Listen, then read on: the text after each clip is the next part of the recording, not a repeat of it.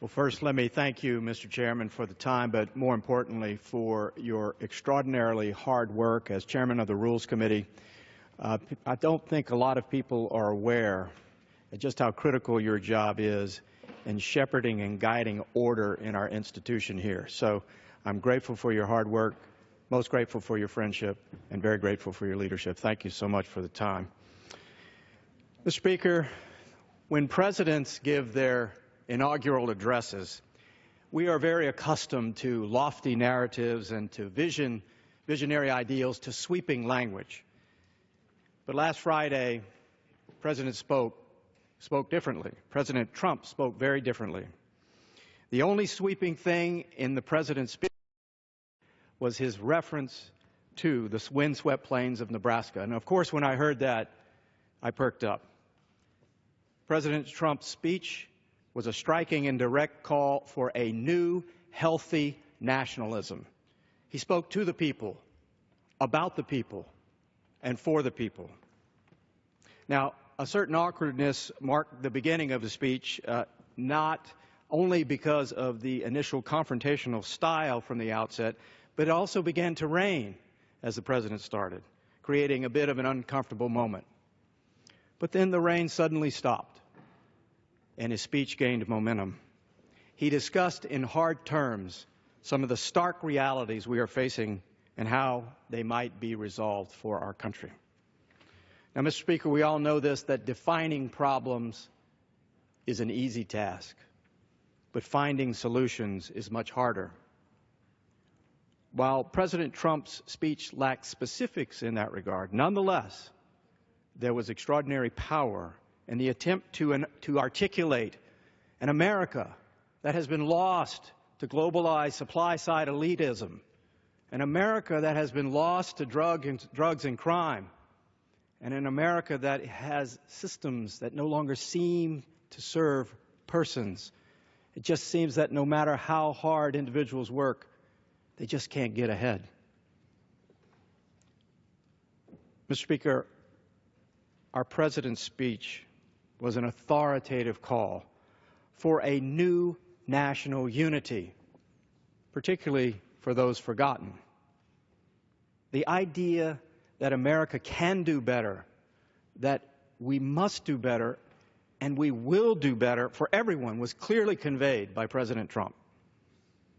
Now, I recognize the tone of the speech will not have universal appeal. It was to the point, direct and firm. It was not a delicate, textured speech. But the President was clear when he declared, the American carnage stops right here, and it stops right now. Mr. Speaker, we are witnessing a renewed and important and essential focus on reviving America's economy. The multinational corporations of this world are on notice.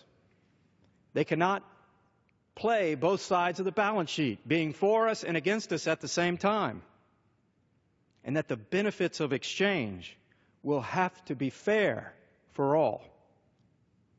Now, frankly, I believe this creates possibilities. Possibilities for authentic relationships with peoples around the world rather than just transactional ones.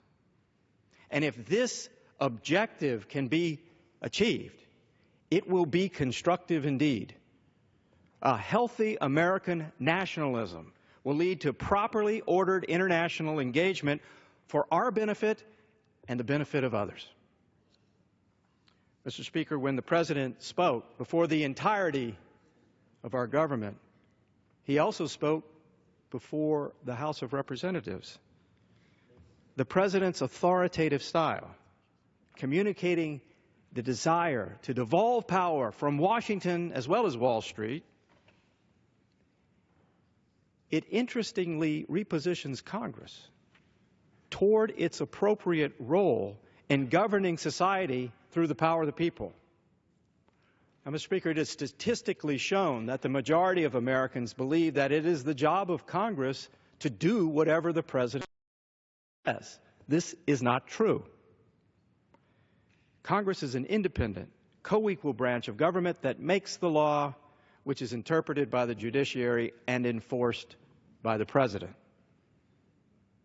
But across Democratic, across Republican executive administrations, more and more power has been taken by the executive and has been ceded by Congress.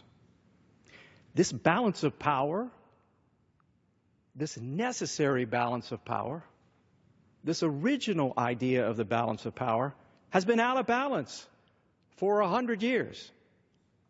And perhaps now a realignment begins.